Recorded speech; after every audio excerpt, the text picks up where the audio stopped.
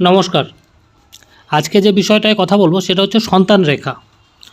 সন্তান রেখা আপনাদের হাতে কোথায় অবস্থিত আর কোন জায়গাটা দেখলে আপনি বুঝতে পারবেন যে আপনার সন্তান কি সন্তান হবে বা আপনার সন্তান রেখা আপনার হাতে কটা আছে সেটাও আপনি বুঝতে পারবেন। ঠিক আছে, তো চলুন। আর তার আগে কথা হচ্ছে যে যারা আপনারা ভিডিওটা দেখছেন তারা অবশ্যই চ্যানেলটা সাবস্ক্রাইব করে দেবেন, ভিডিওটাতে একটা লাইক করবেন। ঠিক আছে, আর আপনাদের যদি কোনো সমস্যা থেকে থাকে হস্তরেখা বিষয় নিয়ে অবশ্যই আমার সাথে যোগাযোগ করবেন, আমার নাম্বার দেওয়া থাকবে। নমস্কার। তো চলুন দেখা যাক। সন্তান রেখা দেখতে গেলে আপনাদের প্রথমে দেখতে হবে আপনাদের বুধ পর্বতে এরকম আপনাদের বিবাহ রেখা থাকে।